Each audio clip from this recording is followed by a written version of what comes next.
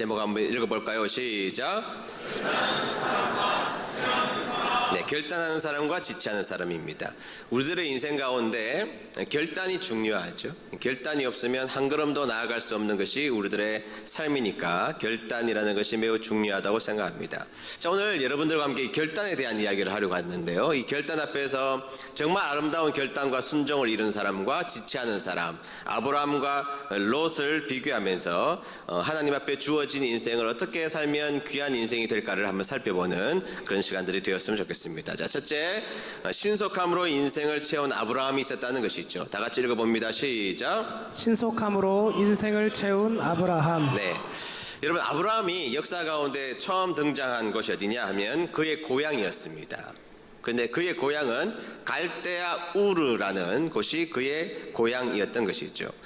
거기에서 하나님이 아브라함에게 등장하셔서 아브라함에게 이런 명령을 내리시죠. 창세기 12장 1절 말씀 읽도록 하겠습니다. 시작. 여호와께서 아브라함에게 이르시되 너는 너의 고향과 친척과 아버지의 집을 떠나 내가 내게 보여줄 땅으로 가라. 아멘. 아멘. 여러분, 혹시 아브라함의 고향이 도시인지 시골인지 생각해 보신 적이 있습니까? 뭐 그곳을 떠나서 새로운 곳으로 가라 그러셨으니까 아브라함의 고향이 혹시 시골이 아닐까 이렇게 생각하는 경향들이 좀 많은 것 같습니다. 이름도 뭐 갈대아 우르 뭐 이러니까 약간 촌스럽게 들리지 않습니까? 시골 같은 곳이 아닐까 이렇게 생각하는 분들이 있는데, 여러분, 그런데 갈대아 우르는 우리가 생각하는 만만한 곳이 아니었습니다. 우리가 중고등학교 때 역사를 배우고 세계사를 배울 때 배우는 수메르 문명이라는 곳 들어보셨죠? 그냥 아시는 척하면 됩니다. 수메르 문명이라는 것을 우리가 들어봤을 것입니다. 아주 중요한 곳이죠. 여러분, 수메르 문명이 얼마나 고대에 발달된 도시였습니까? 여러분, 최초의 문자 그러면 우리가 쐐기 문자 이렇게 말하는데, 이 쐐기 문자가 처음 시작된 문명이 어딜까요? 네, 지금부터 묻는 질문에 다 수메르라고 답하시면 정답입니다. 자, 두 번째, 지구라트라는 계단식 피라미드가 처음 발견된 곳이 어딜까요? 수메르입니다. 여러분, 수레바퀴, 지금 우리가 자동차 바퀴 있는데 그 수레바퀴가 처음 만들어진 곳이 어딜까요? 네, 수메르입니다. 우리가 시간을 쓸 때 60진법을 쓰잖아요. 1분은 몇 초? 60초. 1시간은 몇 분?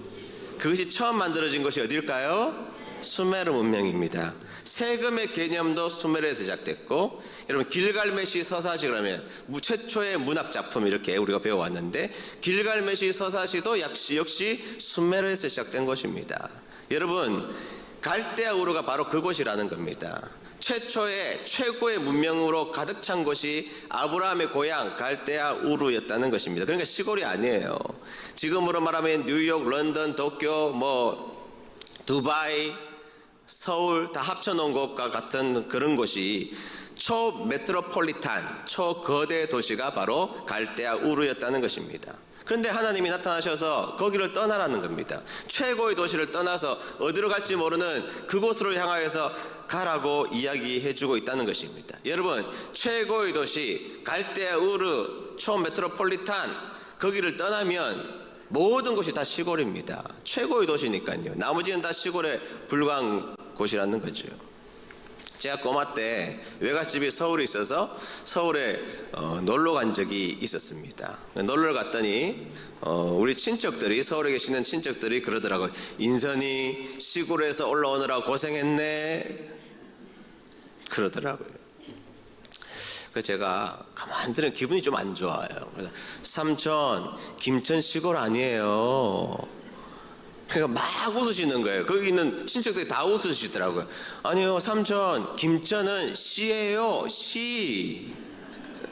김천시예요. 그랬더니 그게 시골이야 그러더라고요. 나중에 알고 봤더니 서울 사람들은 이상한 사고책에 갇혀 있는데 서울 말고는 다 시골이에요. 부산도 시골이고 대전도 시골이고 대구도 시골이고 다 시골입니다. 한 번은 개인이가 서울에서 대학원 다닐 때 제가 집회에 있어서 서울에 올라간 적이 있습니다. 아빠가 서울에 간다 그러니까 아빠 서울에 맛있는 거 자기 돈으로 목 사먹는 맛있는 걸 사달라 그래서 여의도에서 만났습니다. 그 여의도에서 만나니까 오랜만에 서울 올라가니까 서울이 많이 변해 있어서 자꾸 이렇게 두리번거리면서 높은 것을 자꾸 쳐다봤더니 개인이가 저한테 아빠 왜 자꾸 촌티네 그러더라고요. 밥을 안 사주려고 그러다가 말았습니다. 여러분, 갈대아 우르라는 곳은 초메트로폴리탄 거대 도시입니다. 대단한 도시입니다. 오늘날 생각해보면 엄청난 도시가 메트로폴리탄 갈대아 우르라는 도시였으니까 그곳을 떠난다는 것이 쉬웠을까요? 여러분, 최고의 도시는요, 진입장벽이 굉장히 높습니다. 빠져나오기는 쉽지만 다시 들어간다는 것은 너무나 어려운 것이 초거대 도시의 특징이죠. 여러분, 강남에서 나오기는 쉽지만 다시 들어가는 게 쉽지 않습니다. 20년 전 강남 집값이 5억이었는데 20년 후에 40억, 50억입니다. 나오기는 쉽지만 다시 들어간다는 것은 매우 어려운 것이니까 기회의 도시를 떠나라 그랬을 때 떠난다는 것은 결코 쉬운 일이 아니었을 것입니다. 그런데 더군다나 히브리서 11장 8절에 보면 더 떠나기 어려운 이유가 있습니다. 한번 보겠습니다. 다 같이 읽어봅니다. 시작. 믿음으로 아브라함은 하나님께서 그에게 약속하신 땅으로 가라는 하나님의 부르심에 순종하였습니다. 그는 가야 할 곳도 모른 채 자기 고향을 떠났습니다. 아멘. 하나님이 떠나라고 말씀은 해주셨는데, 거대 도시를 떠나라고 말씀은 해주셨는데 어디로 가야 할지 목적지를 말씀해 주시지 않았다는 것입니다. 여러분, 사람이 출발해서 어디로 가야 할지를 알아야 목표의식이 분명해야 갈 수가 있는데 어디로 가야 하는지를 모르는 곳으로 하나님이 나타나셔서 그 좋은 도시를 떠나서 어디로 가야 할지도 모르는 정처 없는 떠남을 하라고 명령해 주셨다는 사실입니다. 이게 어려운 겁니다. 여러분, 우리의 인생은 하나님께서 주의 등불은 말씀은 내 발 앞에 등이라고 이렇게 말씀해 주고 있잖아요. 여러분, 하나님의 말씀, 우리의 인생은 1km를 비추는, 여러분, 옛날에 등이 1km를 비춥니까? 100m를 비춥니까? 아니요, 그렇게 멀리 비추지 않습니다. 내 발 앞에 등이면 내 발 앞에 2m, 3m만 비추는 것입니다. 그러니까 여러분, 한 걸음만 걸어가면 다시 비춰지고 한 걸음 더 걸어가면 비춰져서 걸어가고 나가는 것, 이게 믿음의 여정이라는 것이죠. 우리는 다 알아서 가는 것이 아니라 하나님께서 갈 길을 순간순간 인도해 주실 것을 믿기에 걸어가는 것이 믿음이라는 것이죠. 여러분, 아브라함이 갈 곳이 보이지 않았다는 것이죠. 어디로 가야 할지를 모르는데 그것을 떠나라 말씀하신 것, 그것을 순종하는 것은 매우 어려운 일이었다는 것입니다. 자, 그런데 아브라함은 어떻게 했대요?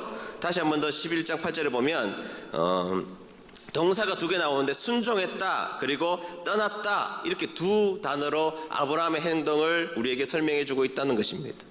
그러면 정리해 보면 하나님께서 아브라함에게 나타나셔서 너는 이 위대한 거대 도시를 떠나서 내가 어디로 가야 될지는 모르겠지만 하여튼 어쨌든 알지 못하는 길을 향하여서 내가 하루하루 알려줄 테니까 그 길을 향하여서 떠나라 말씀하셨을 때 아브라함 지체 없이 순종하고 결단해서 떠났다, 이렇게 성경에서는 말해주고 있다는 것이죠. 다시 말하면 아브라함은 하나님의 말씀에 자신의 운명을 걸었다 이 말이에요. 지금 안락하고 평화로운 자신의 인생, 자신이 살아가면서 모든 관성이 다 포함되어 있는 그 갈대우를 떠나서 그냥 정처 없는 길을 하나님 앞에 운명적으로 걸고 떠나게 되었다는 것입니다. 하나님의 말씀을 아무것도 모르는 상황 속에서 말씀이니까, 하나님의 말씀이니까 결단하고 떠났다라는 것이죠. 그래서 믿음의 조상입니다. 믿음을 드러내주는 조상, 이게 아브라함의 신앙적 태도의 모습이었다고 성경에서는 소개해주고 있다는 것입니다. 즉, 아브라함은 하나님의 말씀이 들어오자 계산하지 않고 순종하며 즉시 떠나는 인생, 즉각적으로 결단하는 인생, 그 사람이 아브라함의 모습이었다는 것이죠. 뿐만 아닙니다. 다른 사건도 보실까요? 아브라함이 100세의 아들을 얻습니다. 그리고 하나님이 아브라함을 시험하시려고 이삭, 독자 100세 얻은 이삭을 하나님 앞에 바치라는 겁니다. 여러분, 여기에서 시험하다라는 말은 하나님께서 아브라함을 템프테이션 했다는 이야기가 아니죠. 테스트 했다는 이야기인데 조금 더 나가보면 프루브 했다는 겁니다. 아브라함의 믿음을 온 세상에 있는 사람들에게 증명해냈다, 이 말씀이죠. 여러분, 우리가 중국 무술 영화 보면 어디 산속에 처박혀서 무술 연마하잖아요. 많은 사람들과 함께 무술 연마하다가 이제 어느 순간이 되면 이제 테스트를 해보는 거죠. 많은 사람들 모아두고 이 사람과 스승과 테스트를 합니다. 겨루기를 합니다. 그래서 어느 정도 실력이 되면 너 이제 하산해 이렇게 되는 거잖아요. 그러니까 그 자리는 어떤 자리입니까? 이 제자를 시험에 들게 하는 자리입니까? 아니면 시험하는 자리입니까? 시험하는 자리죠. 근데 그 시험하는 자리는 어떤 자리냐? 걔를 무너뜨리려는 자리가 아니라 많은 사람 앞에서 이 사람이 하산해도 된다는 것을 증명하는 자리잖아요. 증명하는 자리. 그 이야기라는 것이죠. 아브라함 믿음이 세상에 얼마나 좋은 믿음인지 증명하기 위해서 시험을 하게 되었다는 것입니다. 100세 얻은 그 이삭을 산제물로 제물로 바치라는 것입니다. 여러분, 제물로 바친다는 것이 얼마나 무서운 이야기입니까? 제물이 된다는 것은 관절을 다 쪼갠다는 이야기고 내장을 끌어낸다는 이야기고 그 다음에 하나님 앞에 불로써 다 태워버린다는 것이 제물이 되는 모습이라는 것이죠. 그 길을 하나님이 어느 날 가라고 명령하신다는 것입니다. 여러분, 그러면 이 고생길도 우리 자녀들 가운데 군대 가더라도 뭐 아니면 고생하러 가더라도 그러면 야, 하루만 더 있어봐, 내가 밥이라도 잘 해먹여서 보내고 싶은 것이 부모의 심정이지 않습니까? 하루라도 더 붙잡아 놓고 함께 하고 싶은 것이 부모의 심정이라는 것입니다. 그런데 성경에서 그 무시무시한 명령을 들은 아브라함이 어떻게 행동하는지를 성경에서 이렇게 우리에게 소개해 주고 있다는 것입니다. 창세기 22장 3절 말씀 읽겠습니다. 시작. 아브라함은 아침 일찍 일어나 나귀에 안장을 얹었습니다. 아브라함은 태워드리는 제사인 번제에 쓸 장작을 준비한 다음에 이삭과 두 종을 데리고 길을 떠났습니다. 그들은 하나님께서 일러주신 곳으로 갔습니다. 아멘. 자, 성경에서 아들 이삭을 제물로 바치는 길을 출발하면서 언제 출발했다고 나오느냐면 아브라함은 언제? 아침 일찍 일어나. 아침 일찍 일어나. 주님, 아침만 먹여서 보낼게요. 주님, 내 사랑하는 자녀인데 오늘 하루만 더 기회를 주시면 좋겠습니다. 하룻밤만 더 안아보고 그 다음날 바칠게요. 이렇게 할 수도 있잖아요. 하나님이 거절하시겠습니까? 그래, 하루만 더 있다가 와라, 이왕 바칠 거. 그런데 그 이야기를 들었던 아브라함은 주저하거나 망설이지 않고 그 다음날 아침 일찍이 일어나 하나님 앞에 자신의 아들을 제물 바치기 위해서 출발하고 나아갔다라는 것입니다. 여러분, 이게 아브라함의 믿음이었다는 겁니다. 내 계산과 생각과 내 감정이 있지만 그럼에도 불구하고 하나님께서 주신 말씀이라면 즉각적으로 순종하기 위해서 아침 일찍 일어나 그 길을 순종하러 떠나는 사람, 그 사람이 믿음의 조상 아브라함이었다는 거예요. 저는 아름다운 믿음은 즉각적 순종이 동반된 믿음이라고 믿습니다. 저는 우리 은혜 드림교회 성도 여러분들이 신속히 결단을 해내시는 주님의 귀한 종들 되시기를 주의 이름으로 축복합니다. 둘째, 주지함으로 자신의 인생을 채운 롯이 있었다는 것이죠. 다 같이 읽어봅니다. 시작. 주저함으로 자신의 인생을 채운 롯. 네. 아브라함과 롯이 함께 사업을 하자 둘 다 잘 됐습니다. 하나님 복을 주셔서 둘 다 잘 됐습니다. 가축들이 많이 늘어났습니다. 종들도 늘어났습니다. 그런데 아브라함과 롯은 문제가 없는데 종들끼리 심하게 다투는 겁니다. 이유가 뭐냐? 그러자 갈라서기로 아브라함이 제안을 하죠. 그 이유가 뭐냐? 싸우지 말자. 그 이유가 뭐냐? 창세기 13장 7절 우리 읽도록 하겠습니다. 시작. 그러므로 아브라함의 가축의 목자와 롯의 가축의 목자가 서로 다투고 또 가나안 사람과 브리스 사람도 그 땅에 거주하였는지라. 아멘. 먼저는 다퉜기 때문입니다. 그런데 그 다음 보면 또 가나안 사람과 브리스 사람도 그 땅에 거하였기 때문에 나누어졌다는 거예요. 그 말이 무슨 말이죠? 하나님을 믿는 사람들이 싸우는 그 자리에 안 믿는 사람들이 있더라는 겁니다. 그 아브라함의 선택 가운데서는 우리끼리 싸우지 말 수도 있지만 우리가 싸우는 것이 믿음을 가지고 있는 우리가 다투고 엉뚱한 짓을 하는 모습이 믿지 않는 사람들에게 본이 되지 못한다, 덕이 되지 못한다. 그러니까 우리가 떠나자, 이렇게 이야기를 하고 있는 장면입니다. 중요합니다. 여러분, 싸우시더라도 우리끼리만 싸워야 됩니다. 또 이러면 또 우리끼리 자꾸 싸우려고 하시는 분이 계시는데, 여러분 안 믿는 사람이 있는 곳에서는 하나님을 믿는 사람들은 믿음의 체면을 지켜야 할 줄로 믿습니다. 자, 그러자 아브라함이 결단을 합니다. 네가 조카 롯에게 네가 좌하면 나는 우하고 네가 우하면 나는 좌할게. 여러분 연장자가 아브라함이거든요. 삼촌인데. 그러면 내가 선택하고 내가 선택하지 않은 것을 네가 가, 이렇게 얼마든지 할 수 있겠죠. 그러나 아브라함은 양보했습니다. 네가 좌하면 나는 우하고 네가 우하면 나 좌할게. 이 말은 나는 그냥 찌꺼기 할게, 이 말이야. 네가 선택한 곳에 가고 나는 찌꺼기 나머지를 내가 할게. 그런 이야기인 것이죠. 13장 10절 보면 이렇게 나와 있습니다. 다 같이 읽어봅니다. 시작.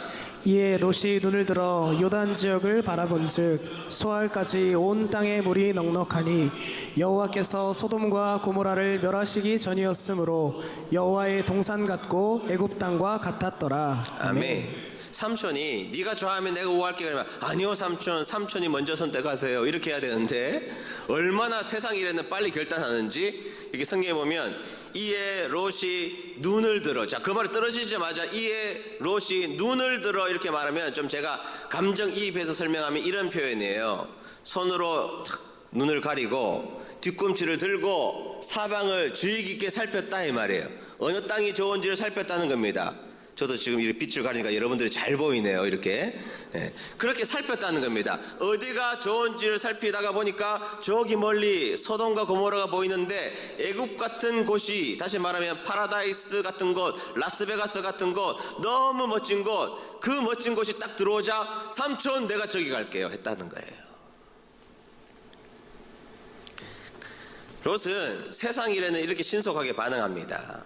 세상을 선택하는 일에 있어서는 이렇게 신속하게 반응을 했죠.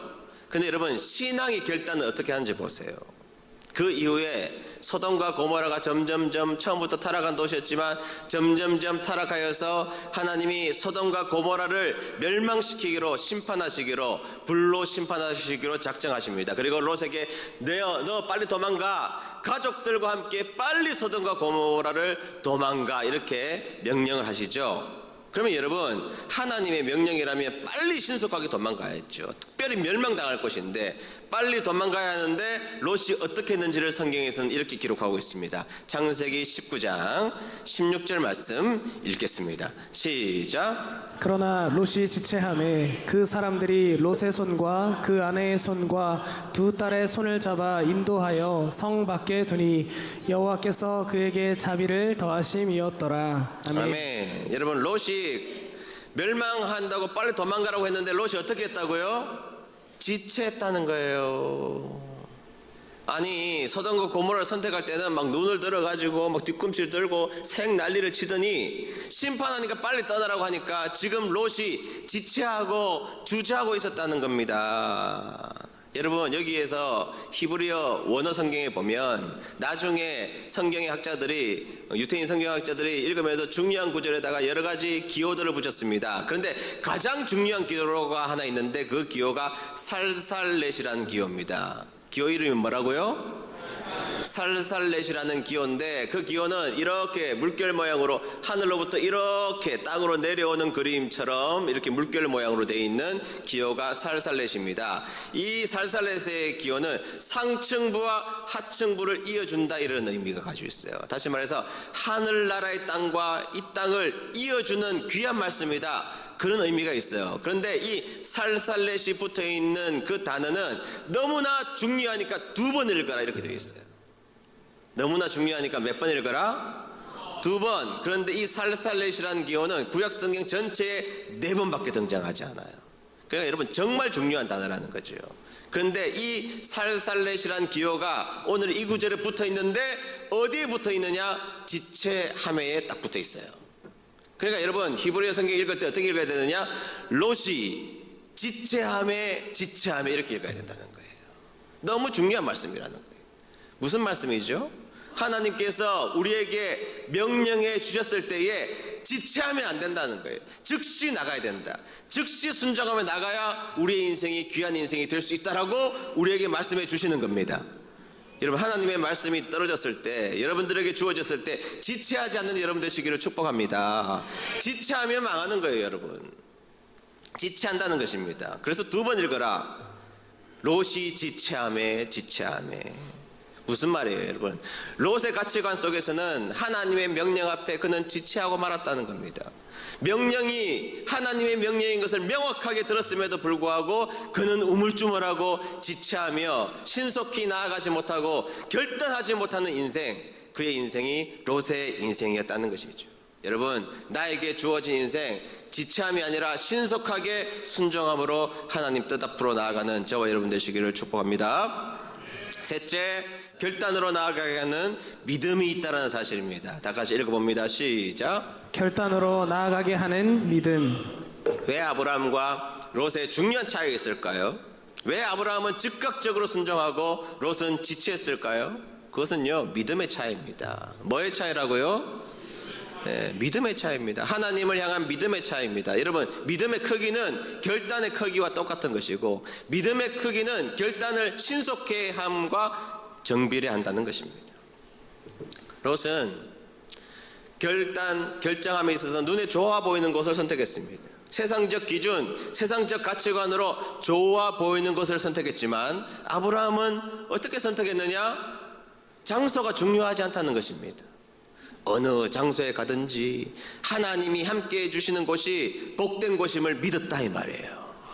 어느 장소에 가든지 하나님의 임재가 있는 곳이 복된 곳이다. 초가 삼간도 하나님이 계시면 궁궐이 되는 것이고, 척박한 땅도 하나님이 함께 계시면 옥토가 되는 것이고, 그걸 믿었다 이 말이에요.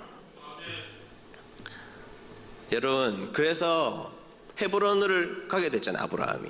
헤브론은요, 가장 높은 땅, 척박한 땅, 거인들이 많은 땅, 부숴야 될 사람들이 많이 있는 곳, 암벽이 많은 곳, 그런 곳을 향하여 아브라함은 가게 되었다는 것입니다. 왜? 척박한 곳일지라도 하나님이 함께 하시면 된다는 믿음이 있었기 때문인 것입니다.